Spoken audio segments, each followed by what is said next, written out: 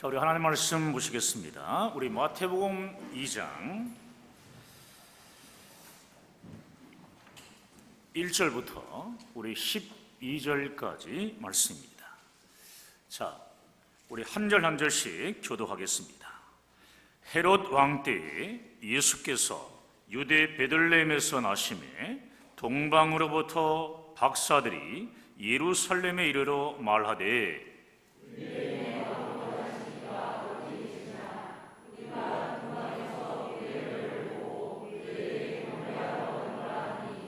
헤롯 왕과 온 예루살렘이 듣고 소동한지라.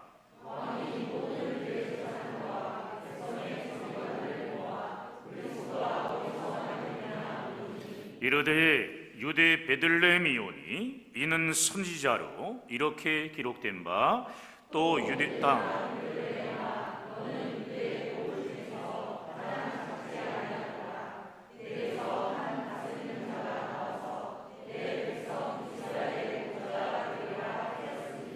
이에 헤롯이 가만히 박사들을 불러 별이 나타난 때를 자세히 묻고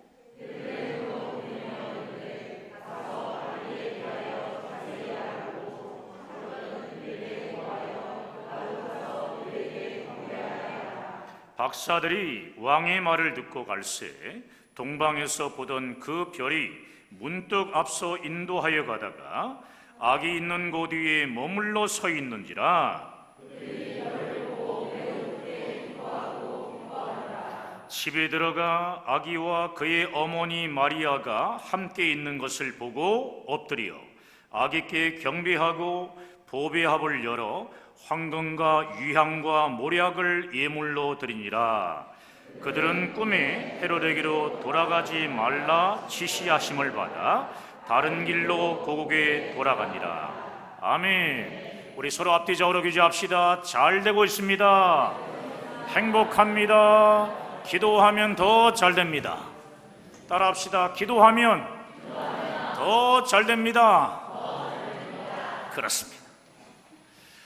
예수님이 이 땅에 오셨을 때 제일 먼저 찾아가 경배한 사람은 유대인이 아니라 이방인이라고 마태는 오늘 본문을 통해 소개하고 있습니다. 그런데 누가복음에는 들판에서 양을 치던 유대인 목자들이 가장 먼저 예수님께 찾아와 경배한 것으로 묘사되어 있습니다. 누가는 낮은 자에게 임하는 예수 그리스도의 복음을 소개하고 싶어서 목자들의 경배를 가장 앞부분에 기록한 것 같습니다. 마태는 상당히 의도적으로 오늘 본문을 통해 유대인이 아닌 이방인, 동방에서 온 이방인 박사들을 소개하고 있습니다. 마태는 예수 그리스도의 십자가 복음이 모든 민족에게 퍼져나갈 것을 말하려는 것입니다. 마태복음 28장에 모든 민족에게 복음을 전하고 그들을 제자 삼으라는 마태복음의 결론을 가져와서 마태복음 1장, 2장을 보아야 마태복음을 제대로 보게 됩니다. 오늘 본문에 동방 박사들은 메시아가 오기를 정말 사모하고 기다렸던 사람들이었습니다. 메시아는 무슨 뜻이냐 하면은 구원자라는 뜻입니다. 메시아는 히브리어인데 헬라어로 하면 그리스도입니다. 따라합시다. 메시아는 그리스도다. 그렇습니다. 동방 박사들은 유대의 왕이었던 헤롯 대왕 앞에서 당돌하게 유대인의 왕으로 나시니가 어디 계시뇨? 하고 묻습니다. 동방 박사들은 메시아를 유대인의 왕이라고 지금 표현하고 있는데, 이는 구약 성경을 잘 알고 있다는 증거입니다.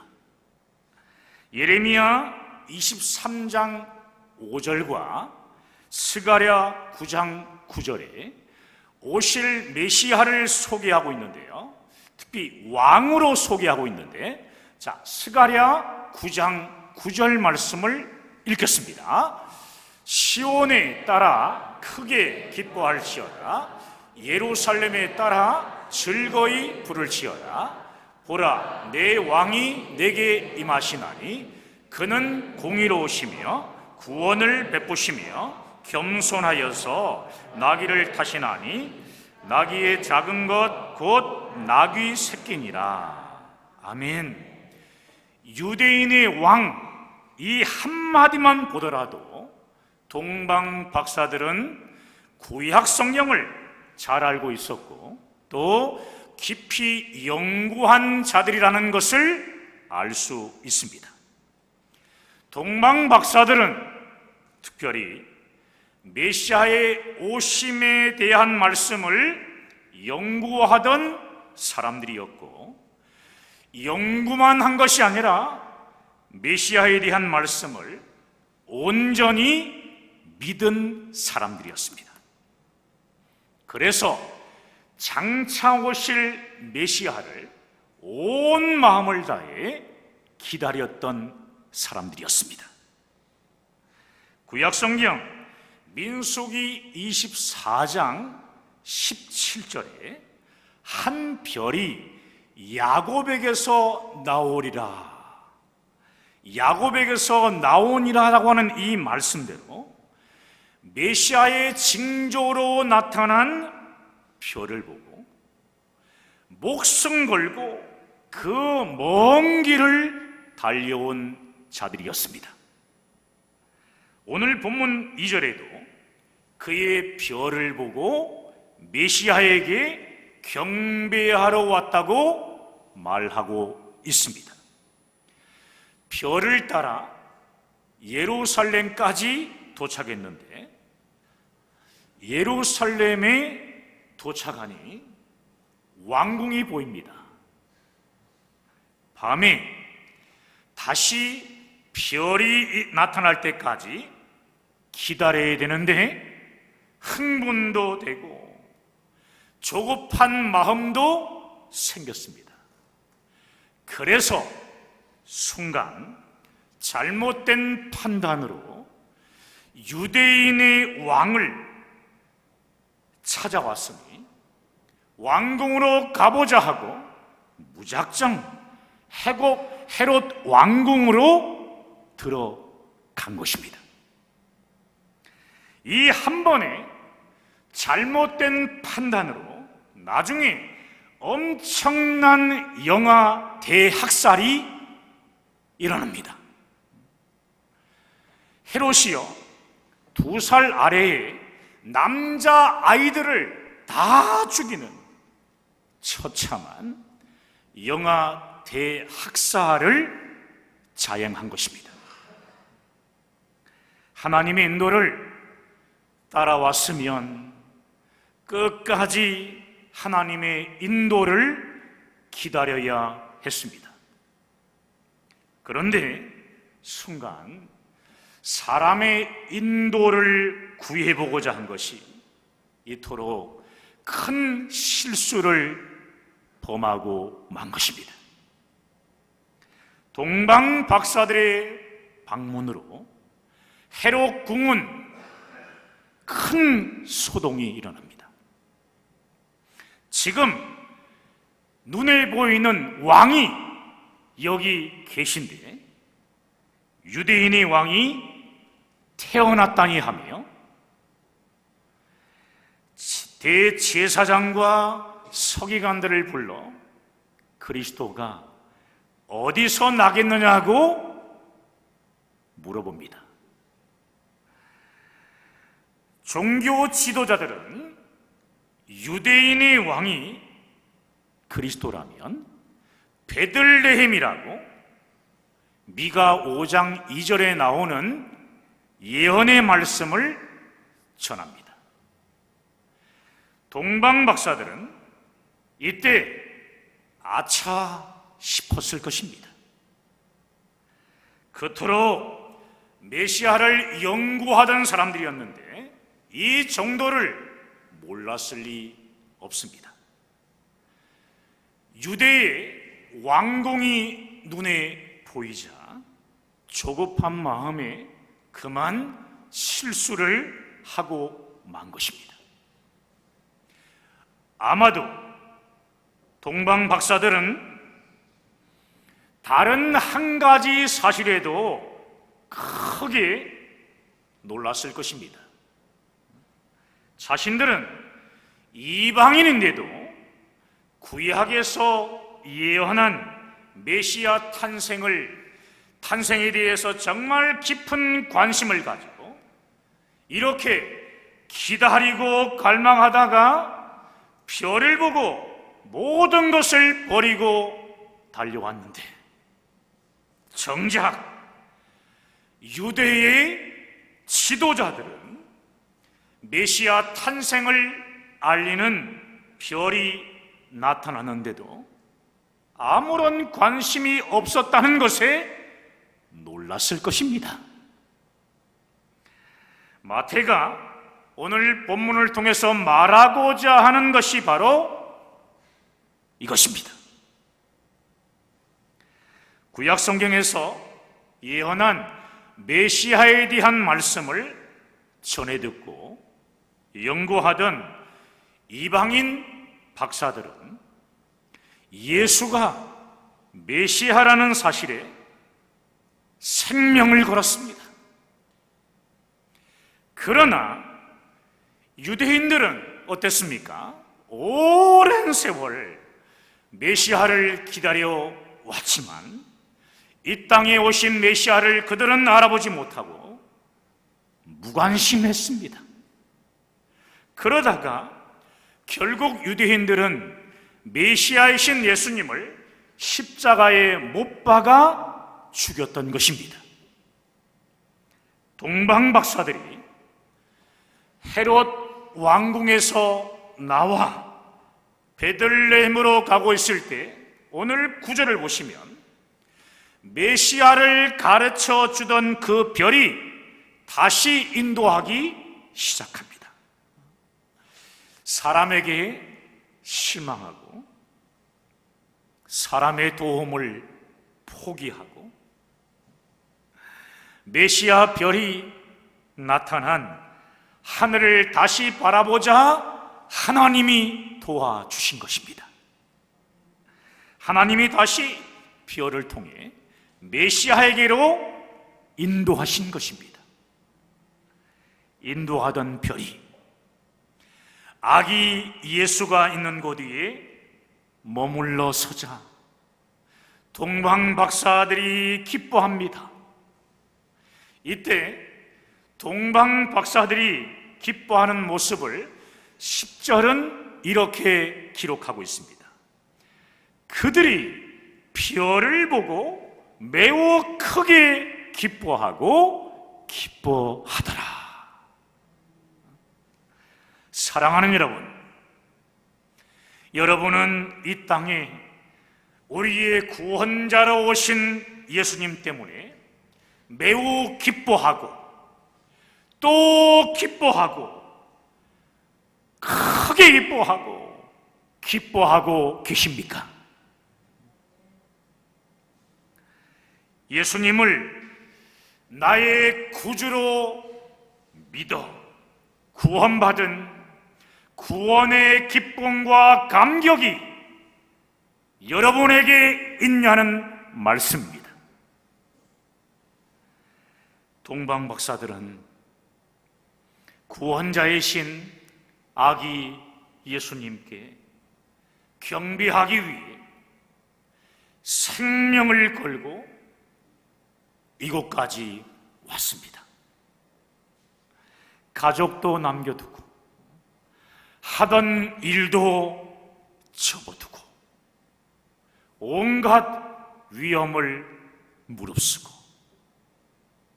낮엔 쉬고 밤엔 기도하며 산 넘고 물 건너 험한 여정 끝에 드디어 아기 예수님께 경배했습니다. 아기 예수님께 경배하는 이 한 번의 예배에 자신의 인생과 생명을 걸었던 자들이 동방박사들이었습니다. 우리는 어떻습니까?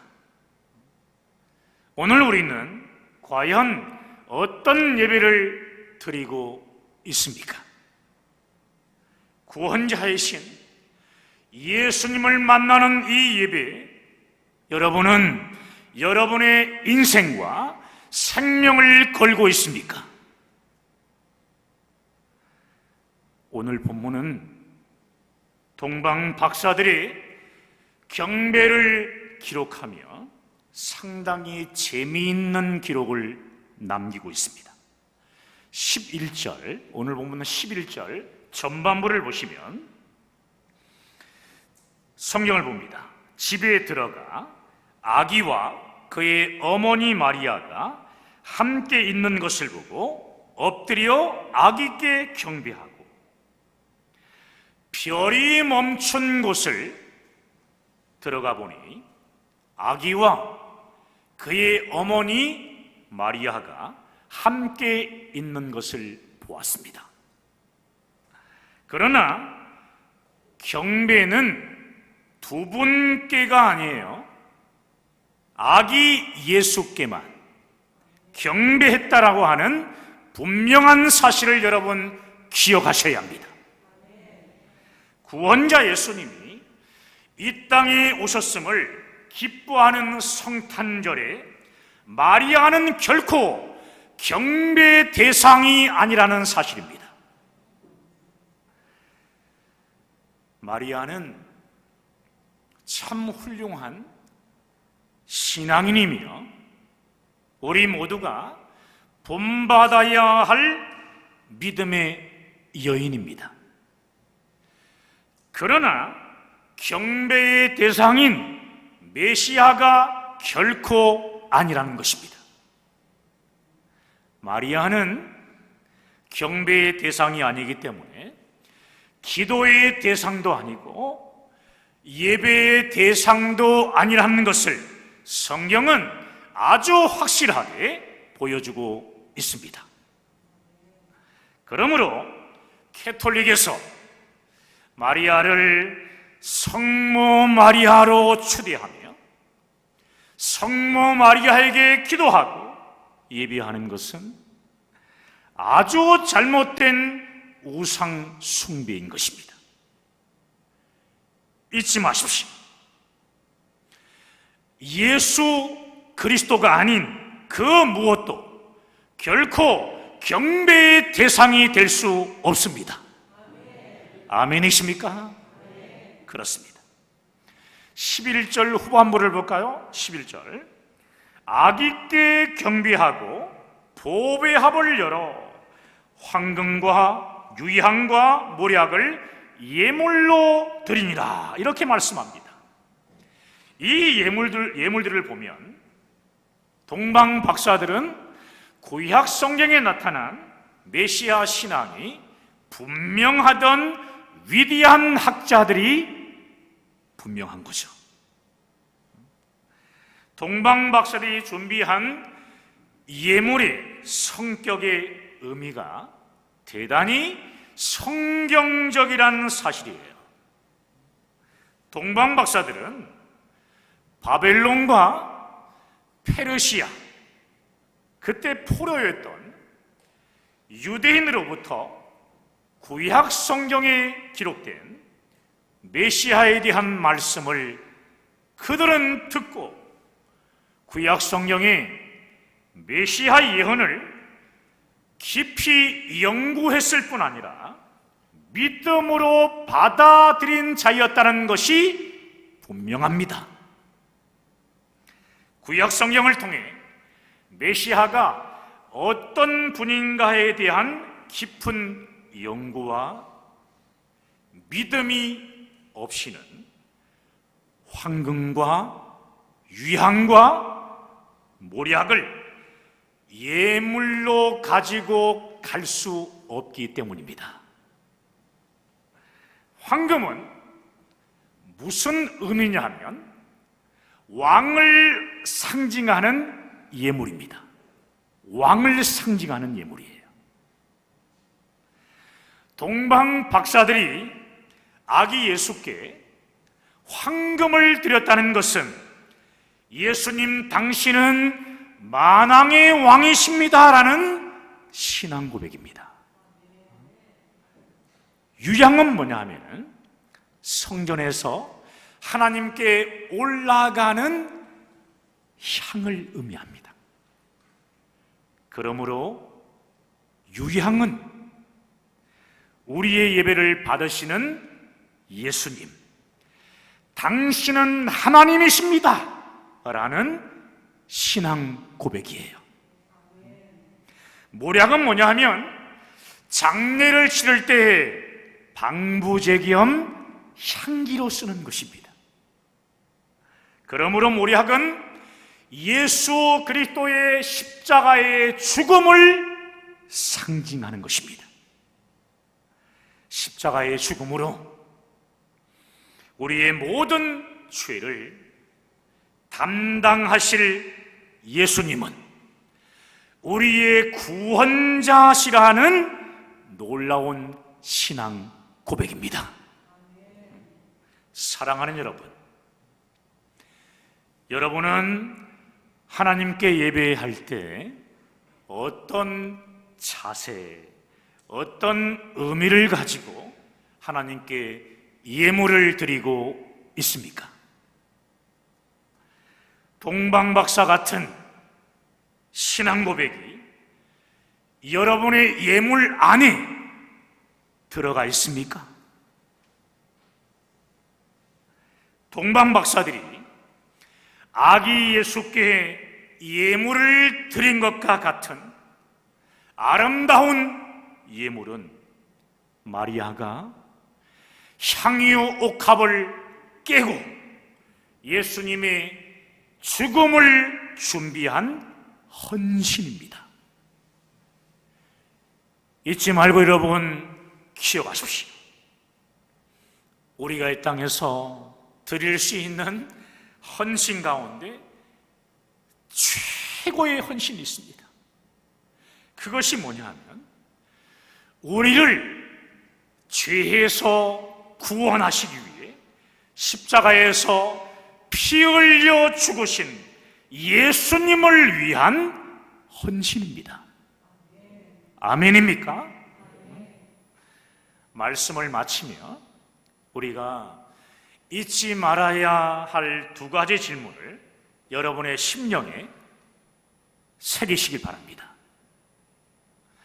동방 박사들처럼 우리의 구원자이신 예수님께 내 생명보다 더 귀한 예배를 여러분 드리고 있습니까? 나를 구원하시려고 십자가에 피 흘려 죽으신 예수님을 위해 지금 어떤 헌신을 하고 있습니까? 오늘 말씀을 붙잡고 우리 함께 기도하길 원합니다.